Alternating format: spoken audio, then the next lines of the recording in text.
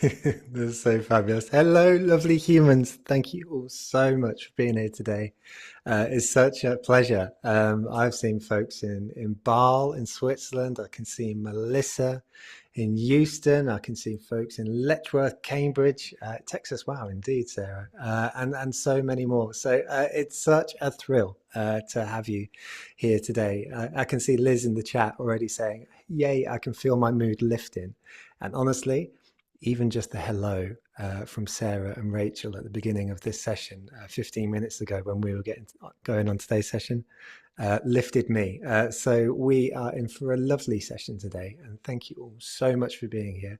If you haven't already, do follow the lead of like Karen, Shazmin, Judy, Matt, Tia, Amy, Anne-Marie, and so many more in saying hello and where you're watching from.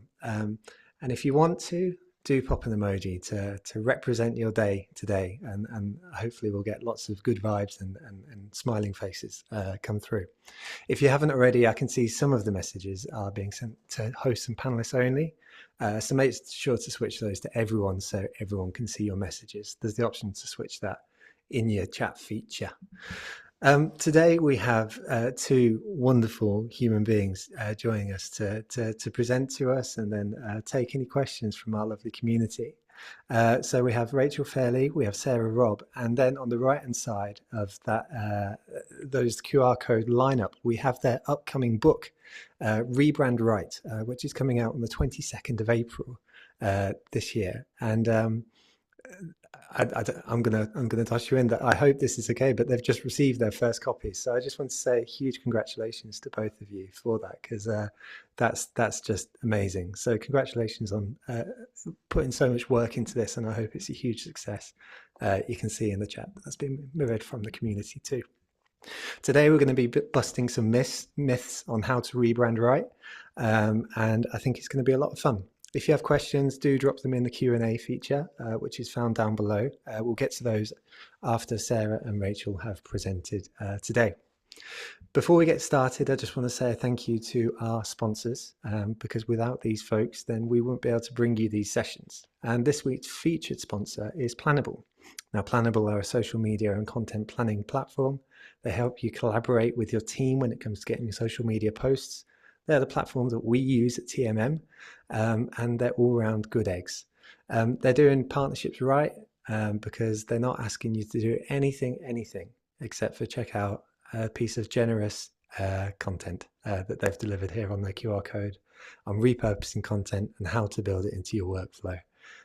So do check that out. Also, a big thank you to Sticky Beat, Cambridge Marketing College, Redgate and Frontify. Wonderful brands run by wonderful people supporting our marketing community. We'll speak about them more in future weeks. I'm laughing at Lydia's comment here in the chat saying, my husband just walked past during your intro, Joe. He said, sounds like talking, it sounds like therapy. And so I've been told I've got that voice. Anyway, now's the time for me to pass over to Sarah and Rachel. And thank you all for being absolute legends as ever in that chat feature. It's endlessly appreciated. Sarah, Rachel, over to you. Hi! Oh, great to meet you all. We're so excited. Honestly, we're just going to have to calm ourselves down. I'm Rachel Fairley. Sarah Robb, lovely to meet you. So we're the co-founders of Rebrand Right. We've basically dedicated our careers to fixing brands. We've worked with B2B, B2C brands. There's about 90 of them so far, and they've been across multiple industries and stages of growth, and we have an amazing, very practical, tried and tested approach to how to get your brand to be strong that will give you, we hope, the clarity and the confidence to get your brand right, get your rebrand right. So we're going to bust 5 myths today, and we'll walk you through it. Take about half an hour, and then we would love your questions. So do pop them in the chat as you think of them as we go, so that you don't forget them. So brand, I mean, it's a curious thing. It is the biggest lever that any business has, right? Brand Z, Brand Finance, Interbrand, all those reports that they produce, they tell us that much of a business's value actually sits within the brand. Kantar's data tells us that it can be between 32% and well over 50%. And as standalone assets, brands can be worth billions on their own. I mean, it's amazing, right? And this is our holy grail as marketers, right? I've been a chief marketing officer and a chief brand officer. And the holy grail for me as a marketer, for all of us as marketers, is to make the brand so valuable that the business keeps growing. But how many of you think the brand that you work with is as valuable as it could be? They have so much potential, right? And you shape it. And the weird thing is that makes you really valuable because you're the ones that are incredibly valuable because you're creating this asset that can grow and grow the business. The trouble with brand, if we're honest, is it's shrouded in jargon and myths, really outdated myths. And so many conversations that Sarah and I have had, the jargon just comes thick and fast and the models. And can you tell fact from fiction? Because we really struggle. I mean, does it ever make you worry that you're sort of winging it? Feel that like an imposter? Yeah, you're so not alone. You're not alone. And today we're gonna bust some of those myths. So we picked our top 5. I mean, we could do a drum roll. Sorry, I feel like I'm at my children's school. But number 1, start with strategy. The second is trust the experts. 3 is customers come first. 4 is a brand is not a logo. And the 5th is consistency is king. Right, maybe some raised eyebrows at that. But those are myths and we're going to bust them. So let's start with the first one, which is strategy. You start with strategy, don't you, when you're working on a brand? No, please stop. Please start with brand diagnosis. What we usually hear is the brand isn't working hard enough for us.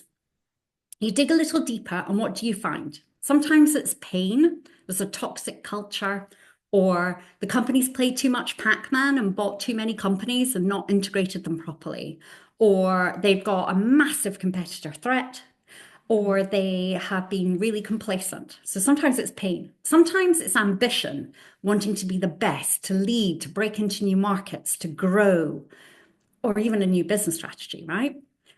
And if we're honest, sometimes it can just be a new CMO or a new CEO that wants to visibly leave their mark.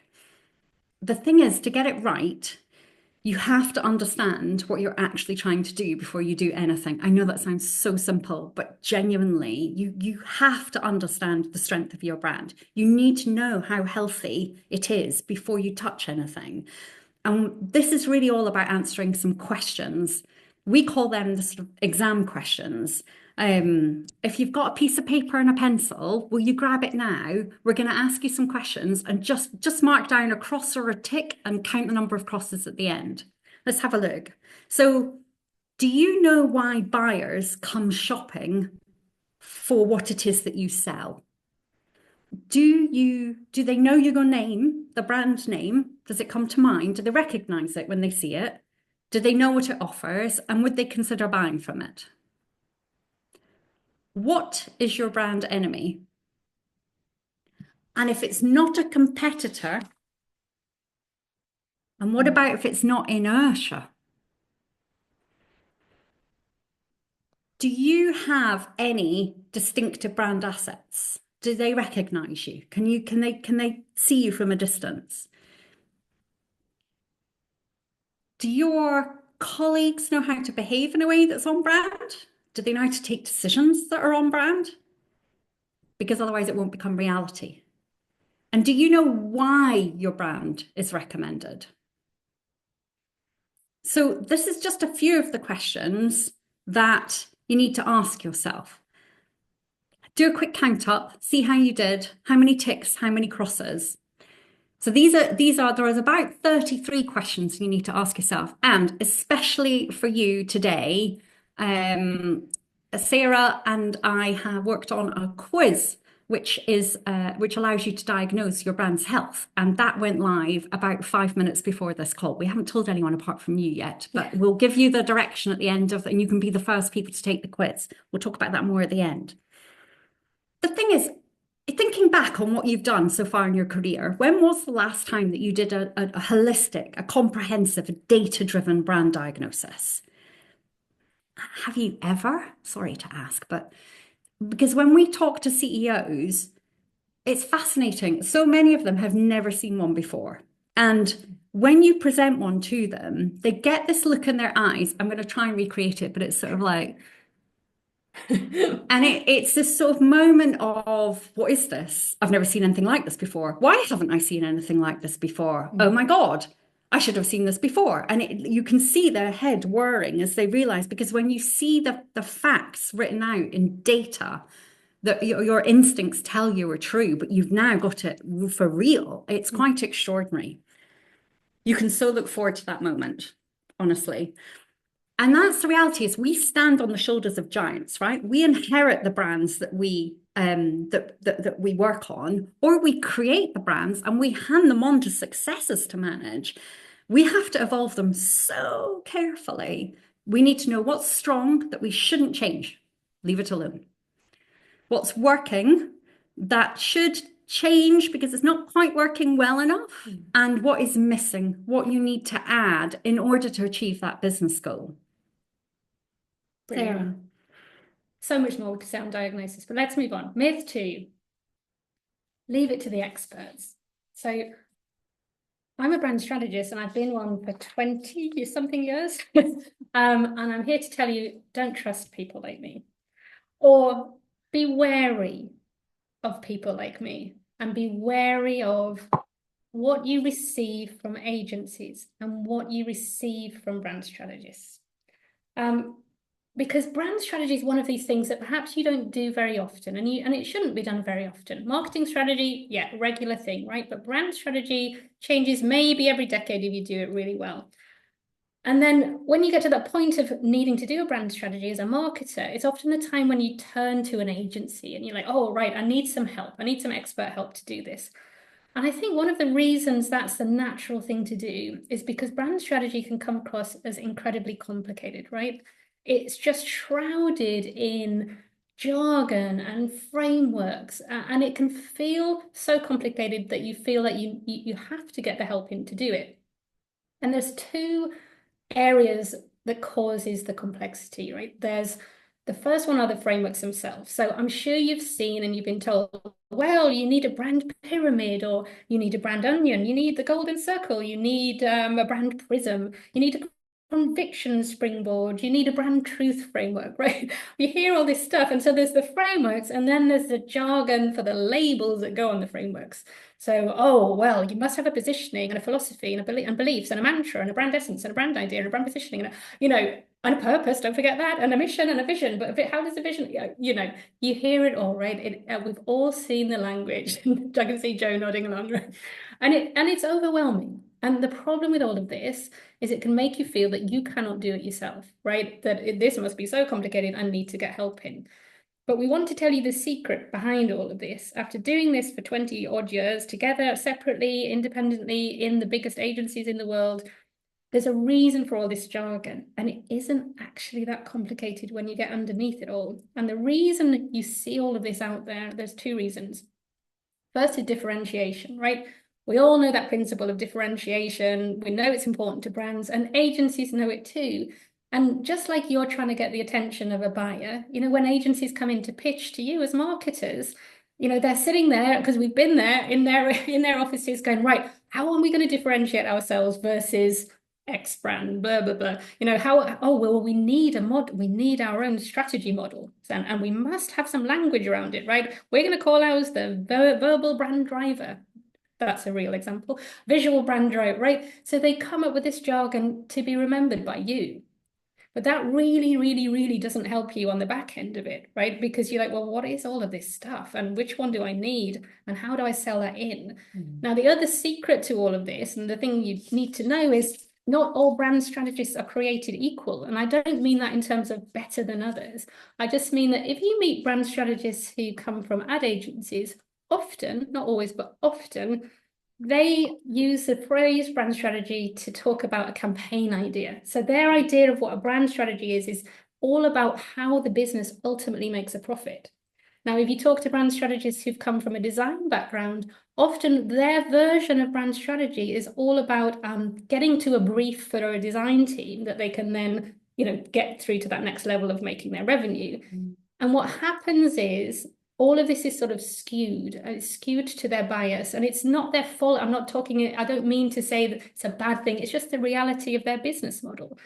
But for you, I think, as a marketer, you've really got to step in to control that strategy. Because for you, it's not about that one end deliverable. A brand strategy has to engage the whole organization, right? Now, we all know that brands are these associations in our minds, but we also know that actually everything a business does contributes to that. All employees should need to be engaged with knowing what that brand's about. And if they're presented, you're never going to get a CEO standing up there talking about his brand onion or her brand onion. Just that language and the jargon and the frameworks can create this barrier for you to get the brand strategy sold in and implemented through the business. So there is a simpler way of doing all of this, and it is taking us a long time to get here. So we hope we can shortcut it for you. And I think one way of thinking about it is, this leadership team that you're working with and the business are very comfortable with thinking about strategy as answers to questions, right? So business strategies are usually framed as, well, what are we aiming for? Where do we play? Which markets? Which geographies? What are we focusing on? What are our big bets, our pillars for the year? So that they're very used to understanding business strategy as answers to questions. And to us, brand can be framed exactly the same way. It becomes this bridge between the business and the people that you're trying to attract and the people you care about. And you can frame that as questions too. Just take all this jargon and frameworks, park it over there, and just answer some core questions. Why do we exist? What do we do? Who are we and how do we do things? How do we look, feel, and sound? And we've used this model across, all sorts of businesses, B2B, B2C, nonprofit. And it came from a study of the 181 brands that were across the 3 global valuation studies. So I took 6 months out, studied all of them to try and figure out, well, what is it that they all have in common regardless of this terminology? And I think once you start to think about normal language, you can really start to engage the business. And that's when the brand becomes even more valuable than anything you can do in marketing. It's the coupling it together, your brilliant marketing with engaging employees to actually drive it forward. And that, there's the value. There's the value for the business and the value in your role. So control the strategy. Don't leave it to the experts. So keep going. Myth number 3, customers come first.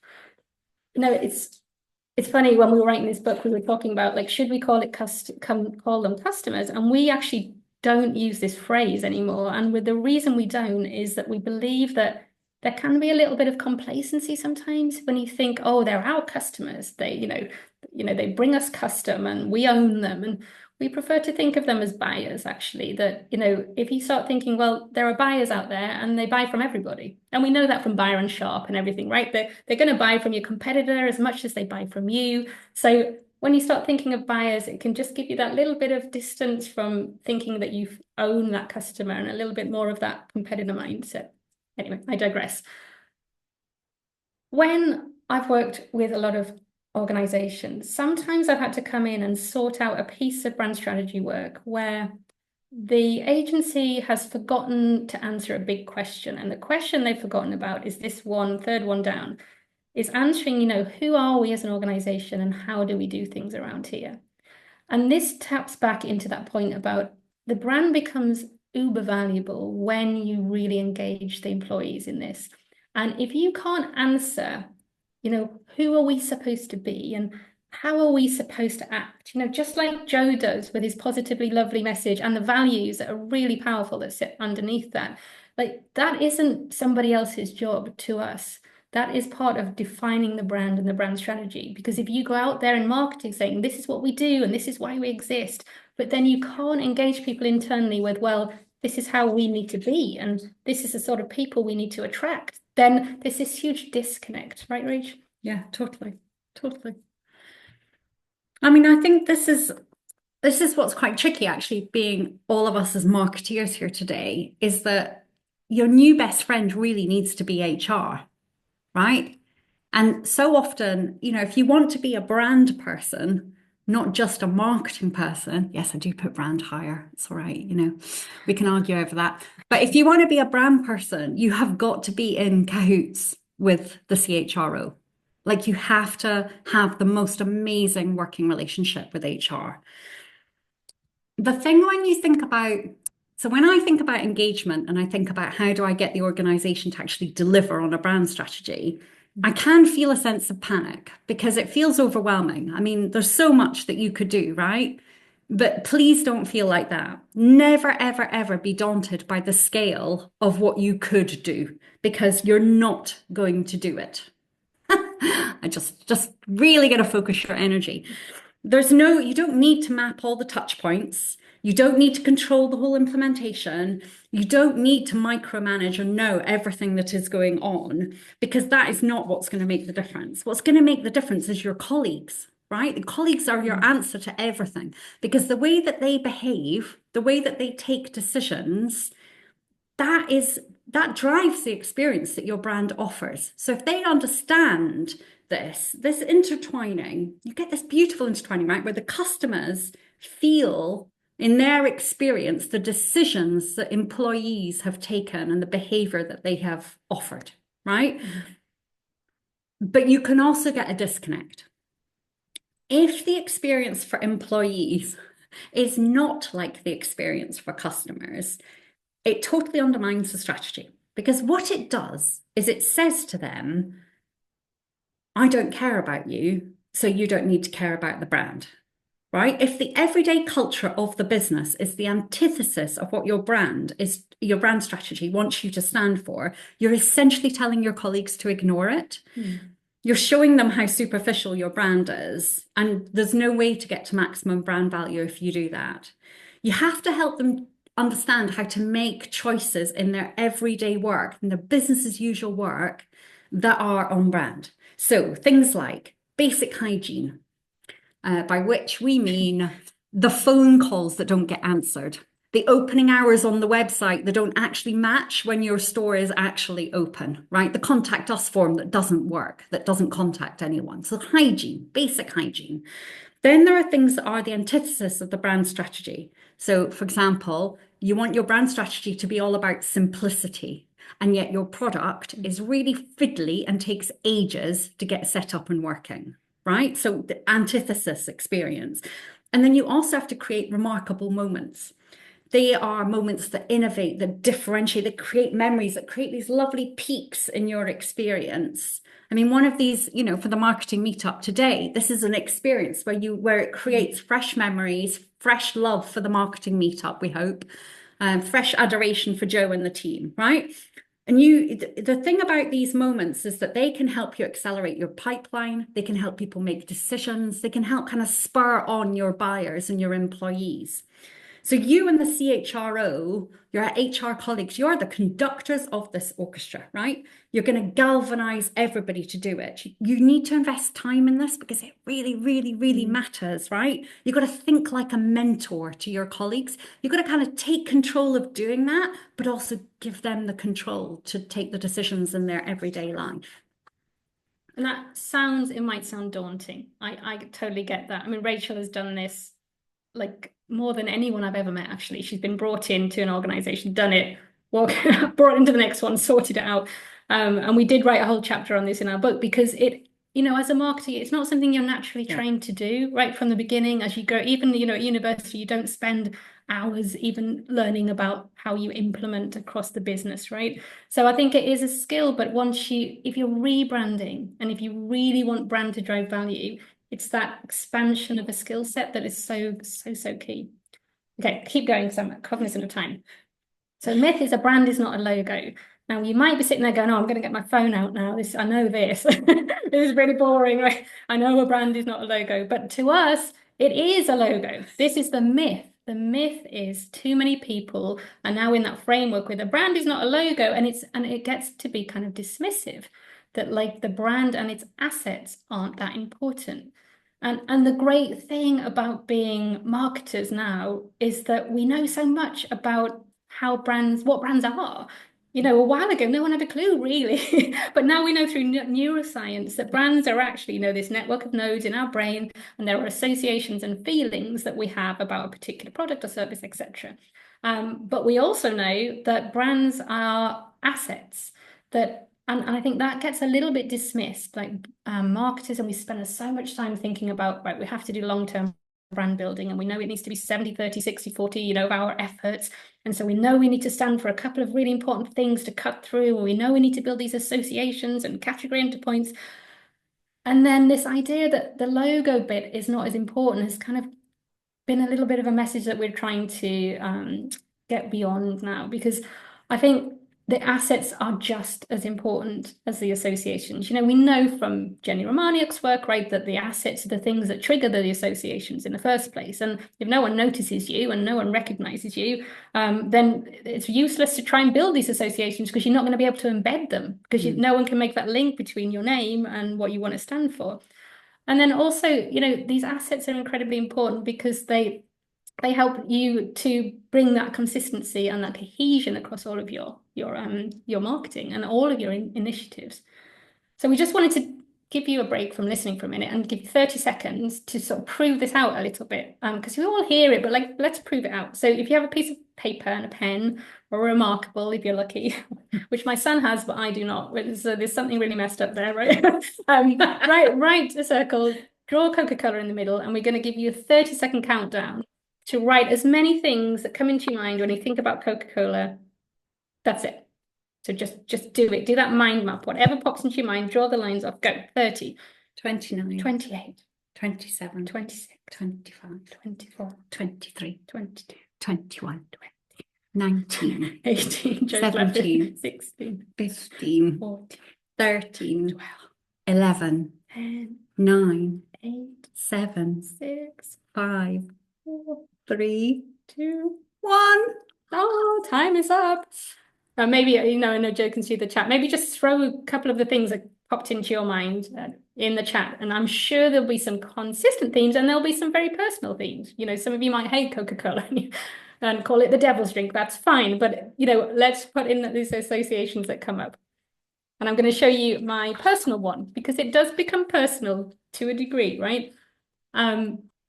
So I suspect some of you will have written red and white, and the font and the bottle shape. Joe's nodding along, and maybe some polar bears, maybe Father Christmas, maybe refreshment, maybe optimism, happiness, and to me, it's associated with holidays. Like, I know I shouldn't really be drinking Coca-Cola. Like, I know it's really not that good for my body, but there's a point where I'm always on holiday, and it's triggered by memories of, you know, a refreshing Coca-Cola, being the only partner at Disney World, all of this stuff. And it's not accidental. You know, some of it is personal, right? But it's not accidental.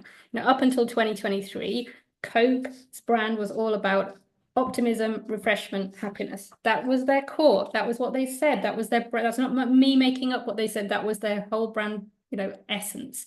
And they spent all of this time building those ideas up, but it's triggered by all of these brilliant assets. And so a brand isn't just a logo, right? It's all of the assets, and they're just as important. But sometimes some marketers we've met kind of throw their assets out far too quickly. There's this sense that you get bored with them. And you see, even if you type into ChatGPT, why do people rebrand? First thing that comes up, because the identity is boring and stale.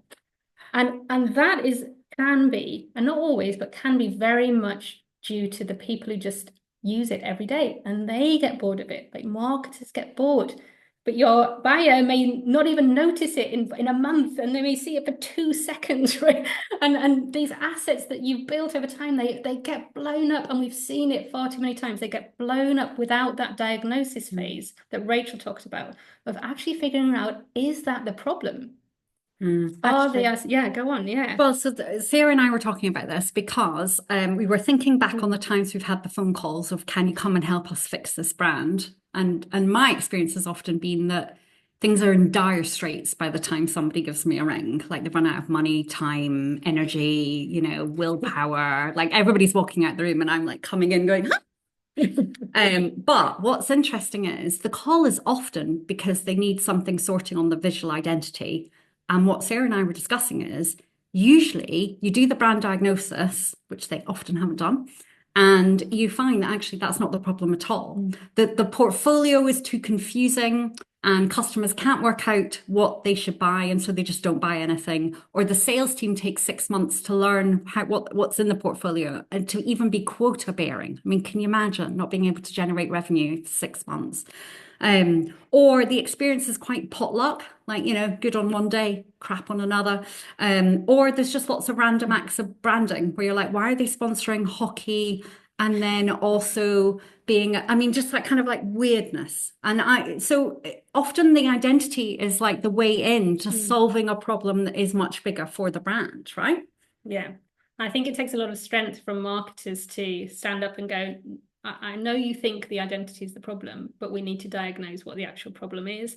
And really what's linked to all of this is this we hear this phrase, like familiarity breeds contempt, and I think that is sometimes what happens in some businesses. There's this contemptuousness towards the identity. Oh, it was done 10 years ago by that agency. We don't even like them anymore. Let's change it. But really, the truth in brand identity work is familiarity breeds trust.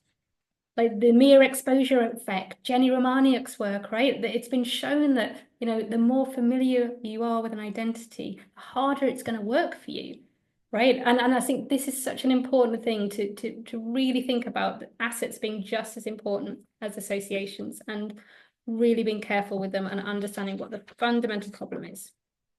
So a brand is a logo and assets as much as it's associations. And our plea in rebranding is just that isn't necessarily the thing that needs to change, and often is the wrong thing to change. Okay. And there's lots of different assets. We're not saying it's just a logo, right? There's a whole world of brand assets that we explore in the book, and you know a lot of these already. So let's keep moving on because we're cognizant of time. Yeah. So once you've defined those brand assets, the trick then is to apply them consistently, right? Consistency is king or queen. Yeah. No. Please. Just no. It's like a catharsis to say this. We're really fed up with brand guidelines, like really, really fed up with brand guidelines because they take ages to make, they cost a fortune, pages and pages of do's and don'ts. Nobody reads it, right? No one reads it. Even the people who produce it don't really read it, right? Or they read a bit of it and then they have a go. Right. And then they wait to be corrected. They kind of show up going, is this on brand? And you go, no. And they're like, oh, sorry. And then you have to fix it for them. Right. We're also really fed up with brand rules. Like the logo's always got to be bottom right. And then you get to an exhibition and you're looking around and you're like, I can't see anything. Oh, no, it's because it's down there, buried under people's feet. Right. We really struggle with this idea because how can you define what's going to work in execution until you've actually executed your brand, right? And how do you know what's going to work in London or Manchester or Edinburgh? It's going to work in Tokyo or Singapore or Melbourne. I mean, let alone other language speaking countries, right? We're also fed up with de-skilling the experts, right? Asking creatives to paint by numbers, right? Stifling the creativity that their brand, like seriously, that our brands need to get cut through. And we're just telling them, these are the rules. And the thing is, if you issue a detailed set of instructions, the best you can expect is that they follow them, right? That is literally the best. So they'll do that and then they'll rinse and repeat. No wonder you will get bored, like genuinely, even if it's still doing its job. But the thing is, you've got to really get under why do we do this? Like we do this because we have been told that consistency is king. And so we actually sacrifice effectiveness in order to get consistency. And colleagues and agencies and people that we work with, they always want to rebel. They always want to do it differently. I mean, I genuinely walked down a corridor once and I heard people who'd just been briefed on the brand work singing, break the guidelines, break the guidelines, break the guidelines. I mean, it's like, just ignore them. They're just guidelines, right? So you get to a position where everybody is either so obedient that it's sort of, the brand feels dead, or they just so disobedient that it feels chaotic. So you're offering a sort of chaos versus rigor mortis kind of option for people to use the brand. And then what we do, sorry, rant nearly over, but we invest in policing the brand, right? But we don't want to do it. No. So we delegate it. We delegate it to whoever's just joined the team usually, right? And then we wonder why this up and coming marketing talent that we were so excited about have moved on because they don't want to do it either, right? The thing about brands is they need to breathe, they need to be adaptive, they need to be responsive. People who use the brand, they have to instinctively know what is on and off brand, right? They have to feel it in their bones without looking it up. And they have to apply their creativity and their expertise. Because to get that recall and cut through the noise, you have to be cohesive, right? Cohesive and fresh. There's a much better way to do it, and we've written it up for you, but it's very simple. You think of those assets like your logo and the colors and the font and all of those things that you have, you think of them as ingredients that you cook with, and you turn them into recipes. And the recipes have to work for the situation that that execution is in. So what is the channel and the message, and where has the buyer been before they see it, and what are you asking them to do? Where is it in the journey? Use the ingredients in that way to create the best possible execution, right? Because you can then have the same ingredients, completely different recipes, completely different executions, and it's all on brand. I mean, literally, hallelujah, right? So think of those cooking as expert chefs. Respect them. They will instinctively know. If you show them the ingredients and you show them what good looks like in different situations, they're going to know how to get it right. Assume the best of them, right? Don't police them. And I know agencies love a guideline, but what they'd love even more is to work on executing your brand in real life situations, because that is what gets them work for years and years that they can show how effective it is. So that's the wrap up of our 5 myths. So don't start with the strategy, start with your diagnosis, right? Control the strategy instead of leaving it to the experts. Put buyers and employees first. Think of your customers always as buyers, right? Because they can always go elsewhere. A brand is a logo. It's the associations and the assets that you create in people's minds. And aim for cohesion, right? Because cohesion is utterly brilliant. Don't police. So bust those brand myths, because they will help you make your brand as valuable as it can be. So Sarah and I, we've been working the last year. We have a beautiful book, which we unboxed this morning. Honestly, I could cry with happiness, but anyway, which is out in April. And we're hoping to offer an on-demand course and coaching by sort of September time, but that's no use for you now. So on our website, it's brutal but true, right? You need something today. So on rebrandright.com, you will find, it's a very easy navigation, so I'm not even going to tell you which pages, but you will find that you can order the book, but you can also download chapter 1. Now, chapter 1 is about the 4 brand factors that drive growth. And actually, it's a brilliant one for sharing with non-marketing colleagues. So download that for free and have a read. And understand what levers you have that you can pull for your brand. And then what went live 5 minutes before this call started is the cred quiz. So how you can do a quick diagnostic of your brand. It's 33 questions, doesn't take very long to answer, but it will give you a score for your brand's health, and it will give you recommendations for what to do. We haven't publicized it yet, so you'll be the first ones to use it. And it's against those 4 factors in that first chapter. So if you understand the factors, then you can go in and go, okay, so where do we stand today against this? And that, again, that's totally free. Yeah, it's brilliant. So that gives you sort of almost like building a business case. Like, here's the health of our brand. This is why it's important. Can we start talking about what we need to strengthen the brand? So we really, really hope that that will be useful. And also you can sign up for the newsletter, and that will mean that you can hear about other things that we're offering. So the book's out 22nd of April. Course in September, but actually Sarah has this amazing course called Brand Strategy Academy, which deals with the brand strategy part of the book. Takes you all the way from diagnosis right the way through into implementation, engagement, experience, how to do your marketing, top to bottom of funnel, and measurement. But there is a fantastic course which takes you through the brand strategy, which is already available, and you can also get to that through our website on the courses page. Let's take questions. Let's Yeah. take questions. Thank you so much for listening. I really hope some of that was helpful, possibly new, possibly just a reassuring nod to, oh yeah, I know this, and it is true. Absolutely, it's so true. You know, like the you Oh, will be able thank to see hopefully in the chat coming through now. Just a bunch of love coming you. Oh, thanks, both Dave. of your ways, and it's been like that throughout. I suspect you wouldn't have been able to see the chat feature with the Oh, really? presentation on, but we've had people describing this as therapy for Oh, marketers. Oh, I know, So, right? so there is so much more, and so I have on my screen right now, folks. If you haven't already found the link, then on the right hand side there is the link to the book and the website and the quiz and the courses and etc. etc. So please do find them there. Let's as you rightly say, Sarah, head towards the questions, because we've got 13 sorry, open got quite a long questions. go for it. Luckily, some of them follow the same theme, so hopefully we'll be able to group a few of them together. But while I'm speaking, I hope you can both absorb some of the love coming your way.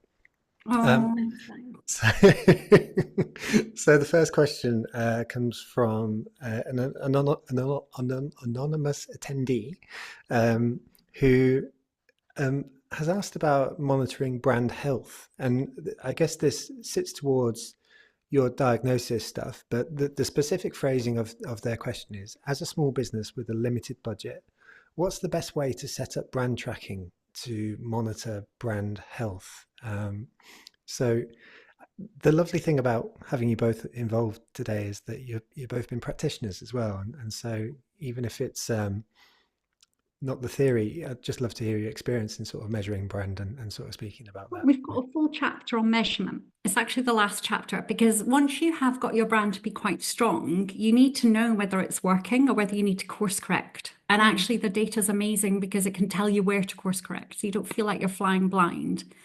But you have to decide what you're measuring. So are you measuring whether the rebrand has strengthened your cred, your brand's cred, made it more cohesive, more relevant, more easy, and more different?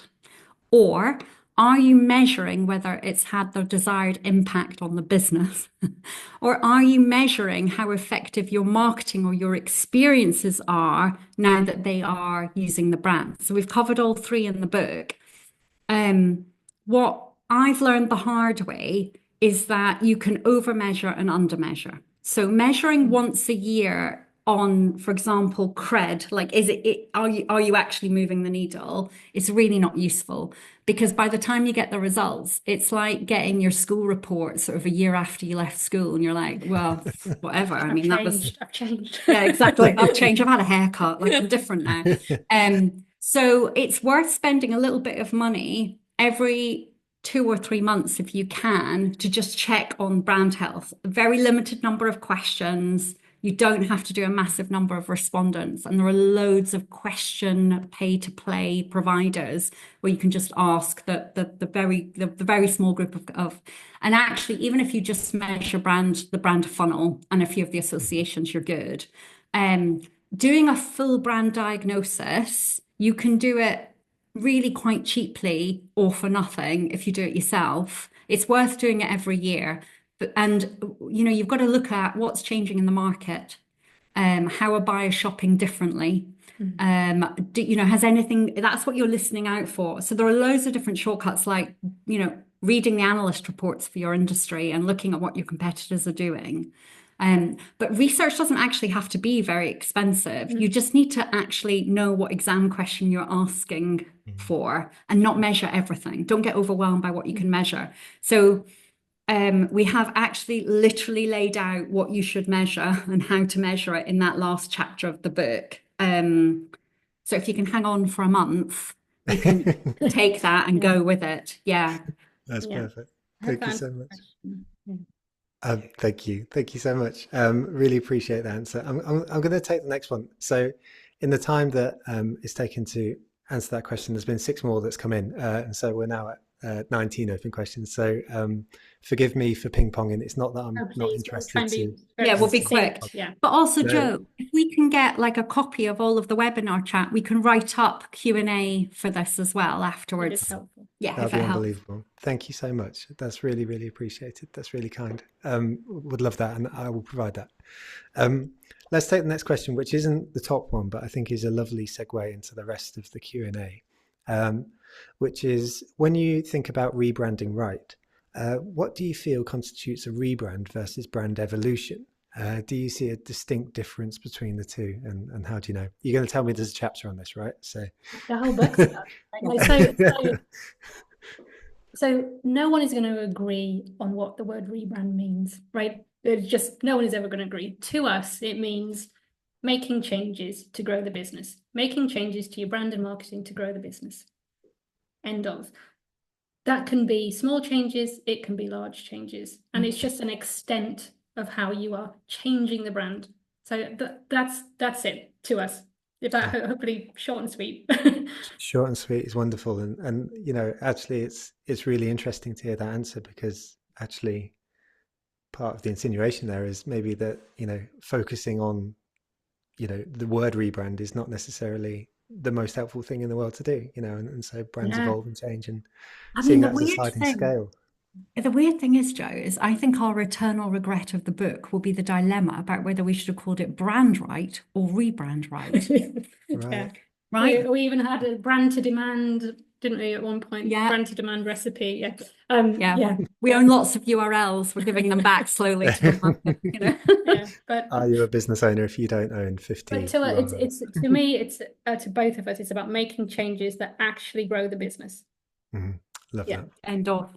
That's great. Love that so much. Let's take the next one, because the anti-brand guidelines ethos generated some chatter in the so you described them as recipes in the talk, Yeah. which I think is such a gorgeous way to describe it, and really, really helpful. Nonetheless, the question has come in here, which is totally agree with the anti-brand guidelines ethos, but what resources would you recommend to present the brand or easy to digest brand tips for the team? So you've spoken about Answer that. Can I take this one? Yeah. I can totally. So you have your ingredients. Can I just do an analogy? I'm big on analogies. I think it's because sometimes I feel very thick, and so I translate it into my normal life, and then I can get it, right? Not at all. So I think of it as ingredients. So imagine you've got ingredients to bake a cake. So you've got eggs and flour and butter and milk and, you know, all sorts of things. And some of those you have to use. So they're like always ingredients. So you're like, you have to use flour and you have to use eggs, or you have to use eggs and butter or whatever. And then everything else is optional. And so what you do is you basically just document the ingredients on a page.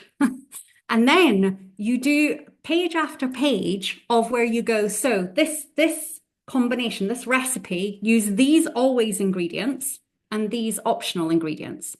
And combined, here's a social post that worked really well in execution. Here's an amazing event design that took that recipe. And you show people how that recipe, it's like a little recipe card. I mean, it's literally, and I've worked with teams where they've gone, recipe 48, we need recipe 40, you know, whatever. Madness, right? But what's brilliant about it is that at first you kind of don't have enough examples and you have to sort of make some up, and you know, as you're executing, even if it's just the internal examples for rolling the brand out, you put them on, right? But as people do stuff, you go, oh, that's a great example of that recipe, and you put it on to showcase it. And so what changes, the dynamic changes, because people executing the brand get to see their work as being held up as a brilliant example of a recipe. And so it's not that you don't end up with guidelines, it's just they're totally different, because they're just a recipe bar and some amazing executions. And if you're really kind marketer, you'll put who to contact, because it'll be like, go and speak to Sarah. She's got a great event design kit based on this recipe. Take it, right? So it's quite game changing doing that. And you basically say to your agency, you got the ingredients right, we're going to make a few recipes, right? Let's get on with making some stuff. And they're like, you don't want to do guidelines? And you go, no, I've got 16 assets I need you to actually make. And the joy that comes from that is a different energy from your agency as well. Love that so much. And I think you use the word policing as part of the presentation today. And it's funny because there's so many parallels to the chat that we had last week when we were speaking about brand consistency, but it was, again, a framing away from this sort of policing mindset into a place which was more trusting and generous and supportive. And so, Rachel, there where you were speaking about people's examples being held up as great examples of the assets being used, one of the great examples from the community last week was they just had a Slack channel where they would go in, and every week they would sort of celebrate someone using the brand right, or not right, but certainly doing a great example of it. And again, I think that sort of encouragement and joy. And again, one last thing to refer to your talk, but when you were sort of speaking about sort of lifting people up and making them feel part of it, it's what it's all about, and the representation of that brand. So it all comes together. And so thank you all so much. Honestly, the chat is going in a bizarre angle because Simon has asked about when you mentioned. I saw pineapple on pizza. Yeah. And also Rachel. chef brand officer. I hadn't thought of that. I like that. Good. Might update my LinkedIn with that. You see, you mentioned recipes, and Simon bands in a question about pineapple on pizza, and everything goes awry. So let's take the top question in the Q&A. Folks, if you see any that you'd love us to ask, then please do give them a thumbs up in the Q&A as well, so we can make sure to prioritize them. So Anne-Marie asked relatively early into your presentation today, can you do an ambitious rebrand completely in-house? And obviously we've discussed the language around rebrand now. How would you convince a CEO/CMO to invest in external resources? So a question around limited resources, big ambition, but then also gaining investment from elsewhere. Yeah, I can take that one. I've tried so I've worked on about 35 brands, and between Sarah and I worked on about 90. So just on the lion's share, 57, like the Heinz number, isn't it? I would say that actually the problem you have doing a rebrand in-house, like coming up with the not just the strategy, but the words and the visuals and all of that in-house is not the problem that you think. The problem is that it's really, really hard to get the leadership team to listen to the experts in the business about what is right for the brand. They can be quite rude. They can be very designed by committee. They can be very, literally in one case I had my mistress doesn't like that color. There's other times when Sarah and I have just rolled eyes at each other because it's been like, they're going to want blue, aren't they? They're just going to, they want blue. So the problem is that it can be really, really hard, even if you can do the best, even if you have the most expert teams to get it through. So you have to think about whether you need an external voice, because sometimes that's what you need. You don't need the creative internally. You need the external voice in order to get your creative through. You literally have to think like a game of chess. You have to think about, how do I, excuse my language, but passively aggressively manipulate the leadership into not doing this by committee, but actually allowing the expertise to come through. So you have to educate them. So if you're going to do work externally, brilliant creatives are invaluable. Invaluable. But if you have limited funds, pick what you use them for, because you could use them to come up with ideas that help show how far the brand could go with what it has or what it needs, and then take that work and do it in-house. Or you could just get a day or two of injection of creativity for your own design team, or you can build the business case. Chapter 1 will definitely help them take this seriously. And there's lots in the book about how to work with finance so that they really fund it properly, and how to think about your budget and all of that kind of thing. But I would think about the politics as well as the capabilities in trying to figure out what works. You can do it any way you like and make it work, would also be my tip. You just have to really understand what you're navigating and stay the course, and know that some people will adore you for it. Some people will hate you for it. That's okay. It's totally okay. Yeah. Right? Yeah, totally. Yeah. There's never just one way. And I think like one of the things we did in the book was to just be very careful about always having in every chapter, if you don't have a lot of time and you don't have a lot of budget, what would you do in this scenario? Because it's always the ideal, right? Yeah. But it never is the ideal. So you've got to paint the ideal picture, and then you've got to make it realistic to your organization. And yeah. But I think there's a lot in there about convincing of the value of brand. I think a lot of CFOs and CEOs don't know that yet. And sometimes you literally have to put it under their eyes and show them it and get them to read something, rather than you trying to present it. Just can you just read this, and then can we have a chat next week? And then sometimes you just need that kickstart about value, don't you? Yeah, totally. Yeah. I love that so much. I've got a very quick analogy that was hopefully useful, but in the spirit, and then we'll move to the next question. But today, Man United announced they were going to build a new stadium, and the chief architect was in a short video released by Man United speaking about it, and it was really, really interesting because in the video he did nothing else but speak about the vision for the stadium, the vision for the plazas, the vision for etc., etc. And this particular chap was the leader of this organization that has delivered this project, but you didn't speak about the technicalities or anything like that. It was all about the vision. And it struck me when you were speaking there, Rachel, about sort of these external voices. I imagine if someone from an architect from within the Man United sort of structure had invested or suggested such a thing, it probably wouldn't have come with the same weight. And so I don't know, the analogy struck me as you were speaking there, but I guess taking people to that place is just so important. Well, it's one of the reasons when we're thinking about our business that we're thinking we do the book and we do the course, because depending on how you learn, and the course will have tools and toolkits. But we realize from years of working that what people need is like a person at the end of the phone who they can kind of wheel out for moments when they just need the advice to be heard. So sometimes it's about coaching people through the politics and idiosyncrasies. Sometimes it's about helping teams who have run up against a roadblock and are going, oh God, computer says no, we can't do it. And you're like, it's okay, it doesn't matter. Swerve it, keep going, you'll be fine. But often it's like, could you just say this aloud because they're not hearing me? And I think sometimes you have to know when to pull in. I mean, Sarah and I worked on and off for years, because sometimes it's like, Sarah, could you just go in there and tell them exactly what I've been telling them for 6 months? And she's like, I'll do that. So you've got to try and read the politics of the moment and figure out what the best way to be heard is to get to do the brand properly. And it's a shame, but it's reality, right? Yeah. Yeah, absolutely. 100%. Let's take one last question, if that's okay with the two of you. There's a theme, a vein of questions that have come through around creating brands. So not so much about the rebrander, again, we've had that conversation, but something from scratch, maybe someone working alone in the team or in a small team.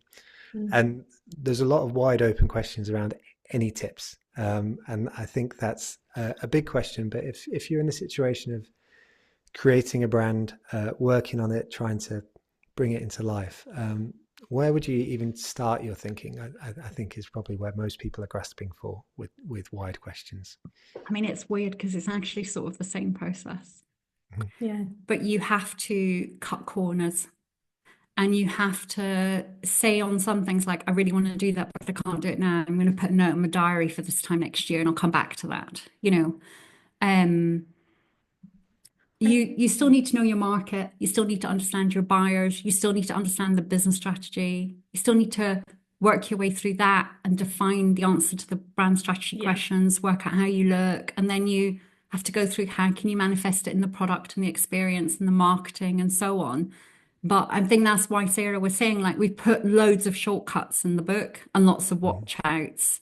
So you basically, it's as if you're starting from scratch. And you can do this in a without any money, in the sense that like I literally, when I started my course, Brand Strategy Academy, then I just went onto some Facebook groups and I said, look, would anyone give me 20 minutes just to talk about what you're, because I was really thinking about designers, because they often want to translate and add brand strategy. I was like, can we just have 20 minutes to talk about the issues you have with brand strategy, what you would love in a course, so that you can follow the process, but you can do it in a very in a timely way and in a cost efficient way. But it is about, you need these insights. You need to know how your brand's different, relevant, and authentic. You need to get it into a strategy so you can answer these questions, so you can be really clear on the associations you want to build with that limited money and effort you've got to put content out there. What are you going to talk about and why are you going to talk about that? And you do need a brand identity, and you don't have to use an agency. There are independent, brilliant people who've come from agencies. And I think it's about figuring out, where do you invest? Like, we've invested in our brand identity because we're not designers, you know. It Yeah. would be awful. It would be awful what I would do. So and so I think it's making those calls on, you know, where do I really struggle personally? Yeah. Where can I just not learn to do this myself? And where am I going to invest? And what can I just sit down and really work through myself? Yeah. Whether that's research, whether that's strategy. You are capable of so much more than you think you are, especially if you're clear on what you've got to do, Yeah. and you feel really confident that that is the right thing to do. It's amazing how much work you can do yourself, and so many tools that you can use that will make you more productive. But it's weirdly the same thing, creating something from scratch, because when you are going to almost rebirth something, like fix it, twist it, reposition it, you still have to go back to, what was the point of this brand? You know, who needs it? Why do they need it? What's our strategy? Which is exactly the same as, what are we doing in this business? What are we setting up? How are we helping people? Yeah. How is this thing helping people? Yeah. That's incredible. Thank you both so much. It's been Good. a phenomenal hour. There's a chat comment that came in earlier, which is like, every sentence these Sarah and Rachel are saying could be a golden nugget in itself. And so for you to share your experience and your thoughts so generously, it's been just absolutely phenomenal. So thank you so much. And there's been so much chatter, and folks have been downloading the first chapter of the book, like Oh, Billy brilliant. already. So that's really fantastic. And we'll be sure to share that. And we'll also share the Q&A with you afterwards. So for any unanswered questions, you've got that, and we'll figure out a way We'll to write get them that up to the for you, community. for sure. Yeah. That's Definitely. incredible. Thank you so much. That's so Thank you. generous. Bye, everyone. Thanks for having us. Not at all. A real pleasure. Yeah, positively lovely. Before we head off, I just want to say a big thank you to our sponsors for this week, because again, without them, it wouldn't be able to bring these sessions to you. So a big thank you to Sticky Beak, Cambridge Marketing College, Planable, Redgate, and Frontify. As I said, without them, this doesn't happen. So big thank you to them. Thank you to Sarah and Rachel. We'll be back next week with another fantastic session. So we hope to see you then. And in the meantime, have a great time. Take care, everyone. Bye. Great to meet you all.